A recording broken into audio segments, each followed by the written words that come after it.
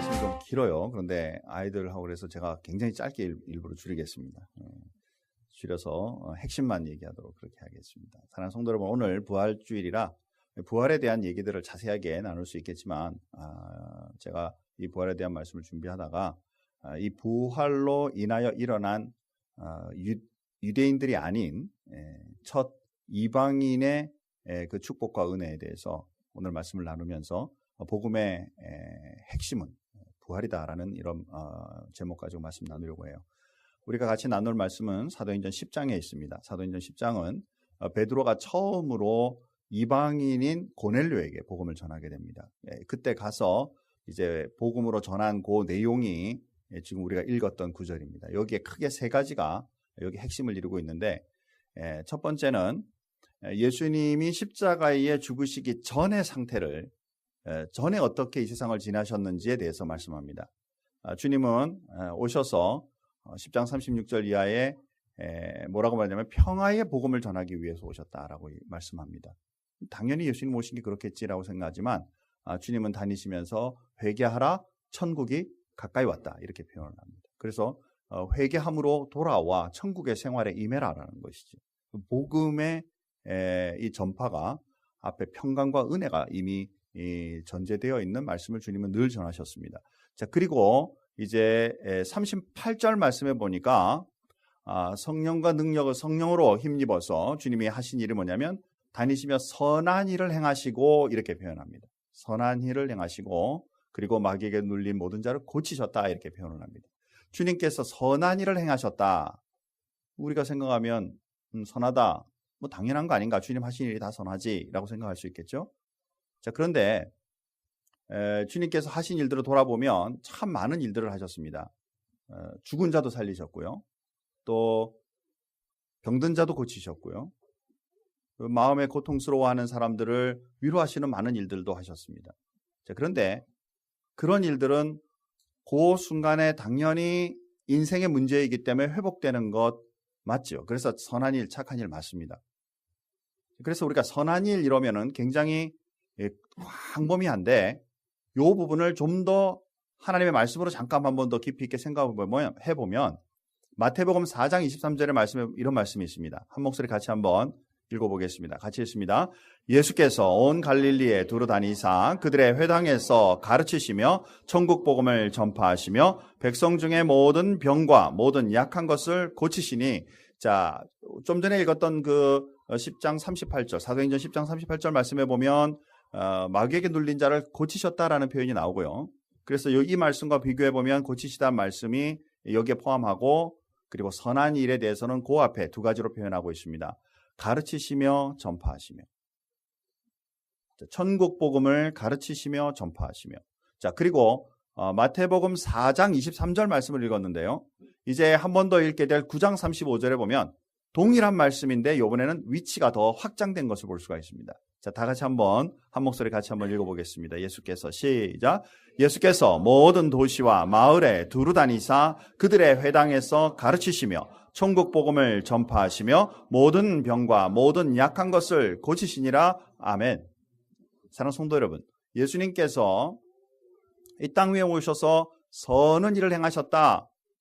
우리가 일시적인 일들의 회복 또 축복이지만 하나님의 크신 사랑이 전제된 천국 복음을 가르치고 전파하신 것, 이것이 오늘 본문에서 선하다라는 표현으로 말씀되고 있다라는 것입니다. 우리 교회가 한국으로부터 떨어져 있어서 여러 부모님들이나 일가 친척들로부터 우리는 멀리 떨어져 살잖아요. 그래서 우리 교회 식구들이 목사님, 우리 부모님이 지금 아프십니다. 제 동생이 아픕니다. 자, 이렇게 이제 기도 제목을 요청해 올 때가 있습니다. 자, 그러면 저는 당연히 어떻게 기도해야 돼요? 하나님, 누구누구의 부모님 아프신데 낫게 해주십시오. 그렇죠? 동의하시죠? 자, 그래서 그 병을 낫기만 하면 우리는 소기의 목적을 달성했다라고 생각할 수 있을까? 당연히 한편으로 생각하면 그게 먼저니까 그 일 먼저 하는 것이 맞아라고 생각하겠지만 좀 더 나아가서 이 병을 낫고 어려운 상황이 해결되는 것, 거기에다가 플러스 이것으로 인해서 하나님은 살아계셔서 우리의 기도를 들으시고 이 기도를 필요로 하시는 우리의 부모님이나 일가 친척이나 또는 우리의 형제 자매들이 주님을 만날 수 있는 그 일이 더 귀중하다라는 것이죠. 자, 그래서 기도할 때 제가 기도해 드릴 때마다 반드시 뭐라고 얘기를 하냐면 이렇게 얘기합니다. 예수님 믿으시나요? 자, 부모님 예수 믿으시나요? 그러면 예수님 믿습니다. 그럴 경우에는 우리 이 아픈 일로부터 회복되고 더욱더 믿음에 설 수 있게, 그래서 주님 오시는 그날까지 혹은 하나님 앞에 부르시는 받는 그날까지 믿음의 사람으로 계속 살 수 있도록 더 같이 기도하십시다, 이렇게 표현을 해요.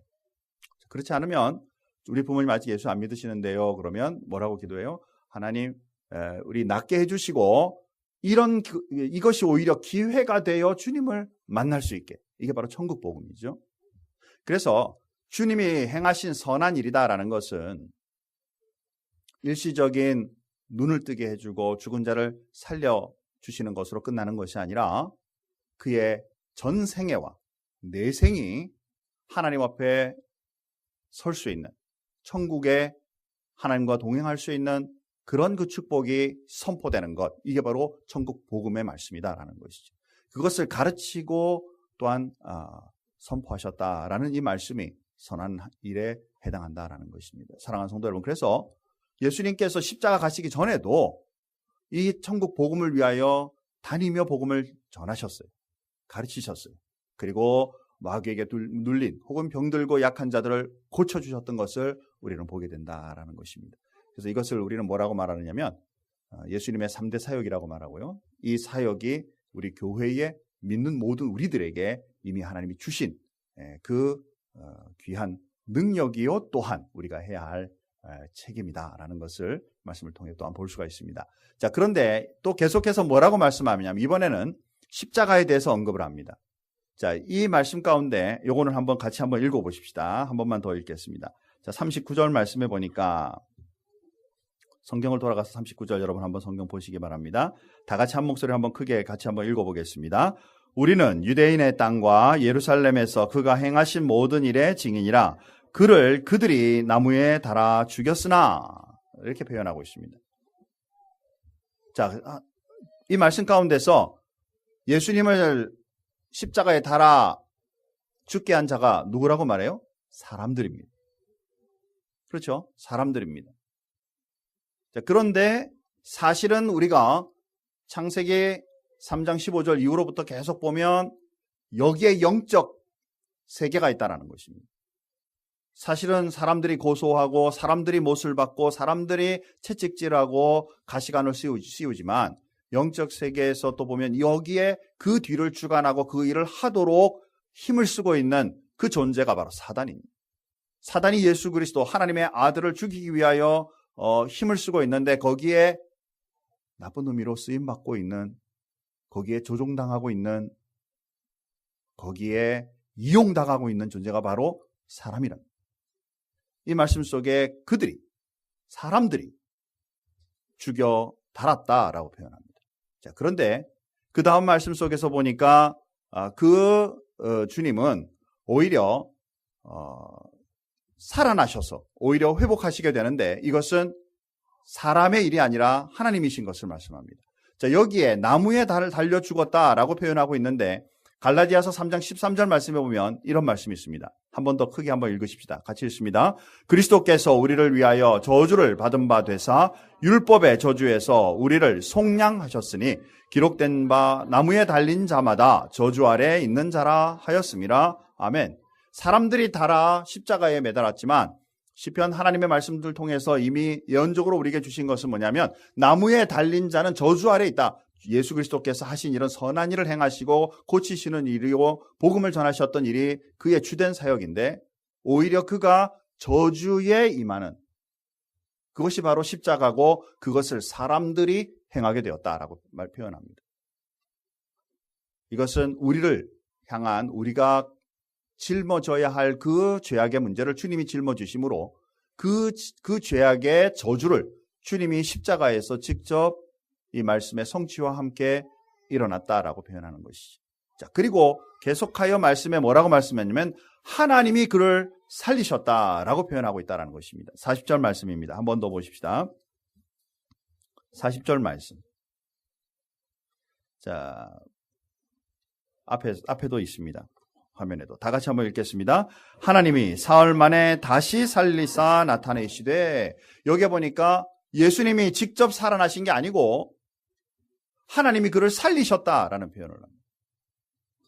죄의 문제를 안고 예수님이 죽으셨다가 저 지옥 문까지 가셔서, 지옥까지 가셔서 이제 재미없다. 이제 원래 날짜 사흘 지났으니까 나 이제 일어날래. 딱 일어나시면 그 죄의 대가가 예수님이 그냥 알아서 지시고 하나님의 권능으로 행하신 일이 되시잖아요. 그런데 성경은 분명히 뭐라고 말씀하시냐면 하나님이 예수 그리스도를 구하셨다. 예수님 스스로가 하실 수 있는 능력이 없어서가 아니라 하나님이 우리의 죄악의 문제를 대속하지 않으시면, 하나님이 그것을 용서하시고 주님께서 건지시지 않으시면 우리의 죄가 해결될 방안이 없다라는 것을 말씀한다라는 사실입니다. 사랑하는 성도 여러분, 우리가 우리 죄 때문에 우리가 죽는다면 우리는 그 죄 때문에 지옥 당연한 것입니다. 이건 완전히 저장해 놓은 거예요. 예약된 것입니다. 그런데 주님께서 이 일을 대속하시고 주님께서 죽으신 것을 하나님께서 살리심으로 말미암아 우리가 그 믿음을 가지고 주님께 우리의 죄를 의탁하게 될 때 바로 우리도 주님이 살리심과 살아나심과 같이 우리도 살아날 존재로 주님 앞에 서게 된다라는 것입니다. 자, 그리고 나서 이제 뒤에 말씀은 이 부활의 사실에 관하여 아무에게나 나타나지 않고 몇몇 사람들에게 나타났다라고 말씀합니다. 요거는 성경 구절 다시 한번 또 봅시다. 우리 가서 41절 또 한 번만 더 보겠습니다. 앞에 전반부만 좀 보겠습니다. 전반부만 같이 한 목소리로 같이 한번 읽겠습니다. 모든 백성에게 하신 것이 아니요 오직 미리 택하신 증인 곧 죽은 자 가운데서 부활하신 후 그를 모시고 음식을 먹은 우리에게 하신 것이라. 아멘. 전반부만 읽으려고 그랬더니 내용이 다 이어져서요. 자, 사랑하는 성도 여러분, 이상한 것은 뭐냐면요, 예수님이 십자가에 죽으셨다가 부활하셔서 부활하신 그 예수님이 그를 때리고 그를 십자가에 못 박고 그를 비아냥거렸던 많은 사람들에게 짜장 나타나셔서 니들이 나 죽였지. 나 이렇게 살아났거든. 그래서 내가 니들의 문제 해결했거든. 이제는 진짜 나 안 믿으면 니네 인생 끝이거든. 이렇게 하시지 않고요. 부활하신 그분이 정말 엄청난 사건이 이 땅 위에 일어나는데도 많은 사람들에게, 모든 사람들에게 나타난 것이 아니라 이미 주님께서 약속하셨던, 예정되었던, 훈련받았던 주님의 제자들에게, 제한된 존재들에게 나타나셔서 그들을 만나 그들과 함께 시간을 보내시고 그들과 함께 먹고 마시는 시간을 보내신다라는 것입니다. 왜 그럴까? 왜 택하신 증인들, 제한된 분들에게 나타나는 것일까?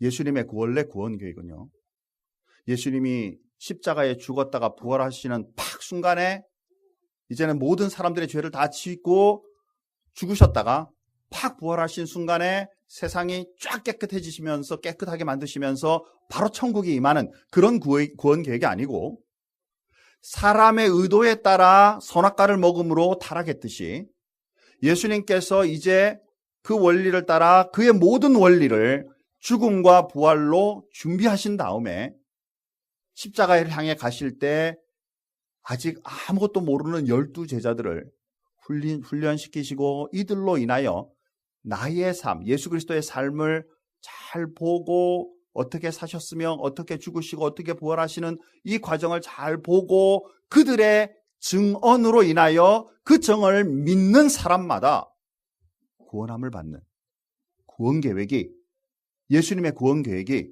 그렇다고 합니다. 안 그러셨으면 좋을 것 같아요.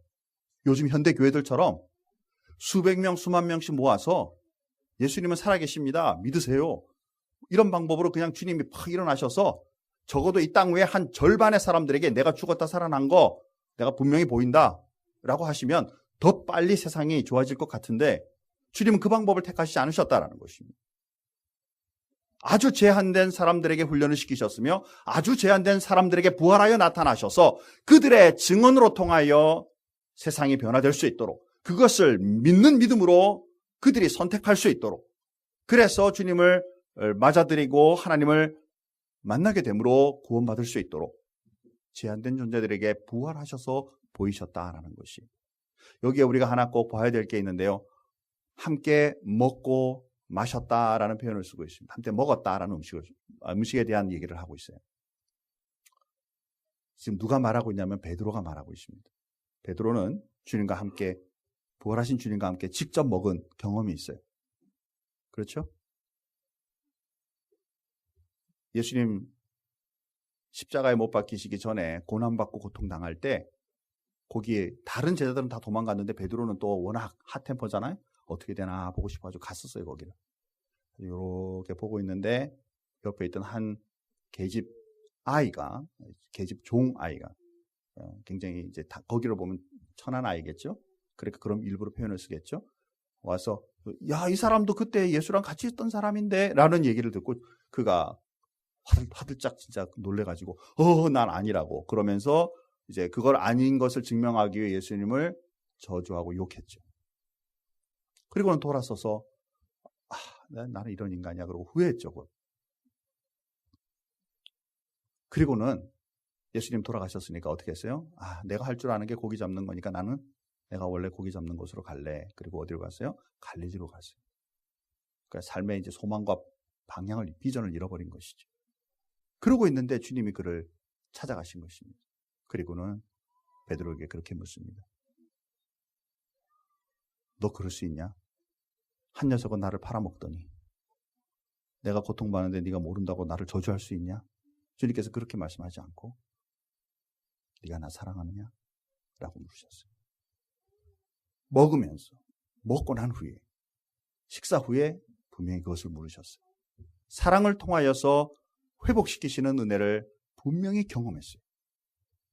그러니까 지금 고넬료에게 이방인에게 복음을 전하면서 주님은 부활하셨고 나는 그와 함께 먹고 마셨다 라고 말할 때 그의 마음에는 아마 찡 울리는 게 있었을 거예요. 나같이 주님을 배신했던 자를 그 고통 가운데 그에게 모욕적인 그런 그 저주를 퍼부었던 나를 용서하시고 나를 만나주셔서 내가 당신에게 이렇게 고백할 수 있는 거 아닙니까? 라는 마음이 그의 마음에 분명히 있었을 거예요. 이 사실을 통해서 복음이 증거되고 그리고 그 속에 고넬료라는 사람이 큰 은혜를 입으며 성령의 충만하심과 주님을 믿게 되는 역사가 분명히 일어난다라는 것이죠. 자, 오늘 이 말씀을 통해서 사랑하는 성도 여러분, 우리가 꼭 기억해야 될 것은 뭐냐면 이 복음과 연관되어 이 부활은 어떤 관계냐. 그리고 그 뒤에 말씀으로 보면 우리가 복음을 전할 때 반드시 무엇을 전해야 되는가. 첫 번째, 반드시 주님은 죽으시고 부활하신 분이십니다 라는 것을 전할 수 있어야 한다. 두 번째는 살아있는 자와 죽은 자의 재판장이 되신다라고 분명히 본문 말씀에 말씀하고 있어요. 그리고 마지막으로 예수의 이름을 힘입어 죄사함을 받는다라고 표현을 합니다. 사랑하는 성도 여러분, 예수를 믿는다는 것은 나만 예수 잘 믿고 구원받는 것이 아니라 이제 넘어서서 베드로가 그랬던 것처럼 부활의 사실을 증거할 수 있는 그리스도인이 될 수 있기 바랍니다. 그리고 그 주님은 앞으로 오실 재판장이라고 표현하고 있는 이 표현은 오실 주님을 말씀하는 것이고 그 오실 주님을 우리가 맞이하며 그 앞에 서게 될, 그래서 우리의 삶을 재판하실 분이라는 것과 그를 그 전에 믿고 주님 앞에 나올 때 오히려 죄사함을 받는 참된 그리스도인의 삶이 우리에게 분명히 있다라는 사실을 하나님을 알지 못하는 사람들에게 증거할 수 있는 그런 그리스도인이 되자. 정리합니다. 부활은 분명히 예수 그리스도께서 우리를 향하신 엄청난 사랑과 그 은혜입니다. 하나님이 행하신 것입니다. 그리고 이 부활은 지금 저와 여러분이 안고 있는 인생에 지금 굉장히 힘들고 어렵고 앞이 안 보이고 답답한 모든 일들도 이 부활의 주님께서 이미 행하신 것을 여러분 믿으시고 그 믿음으로 주님께 이 모든 것을 의탁하며 해결함을 받고 살아가는 그리스도인의 삶이 꼭 있기 바랍니다. 이것은 복음입니다. 그렇기 때문에 부활하신 이 주님은 죽음의 권세를 깨고 일으키신 분이시므로 우리의 삶에 어떤 것도 영향력을 미치지 못할 부분이 없다라는 사실을 분명히 알고 주님을 늘 신뢰하며 남은 생의 복음을 증거하는 귀한 믿음의 삶을 살아갈 수 있기를 주님의 이름으로 축복합니다. 우리 다 같이 한번 기도하겠습니다. 하나님 감사합니다. 오늘도 말씀을 통하여 부활하신 주님, 이 주님을 선포하게 될 때 고넬료 가정이 돌아오는 것을 보고 또한 이방인이었던 그가 참된 주님의 자녀가 되는 것을 말씀을 통해 보게 됩니다. 이렇게 구원함을 받은 많은 사람들은 또 주님을 선포하며 전도하며 나아가는 것, 이것이 우리의 삶의 가장 핵심이고 중심인 것을 또한 말씀을 통해 생각해 보았습니다.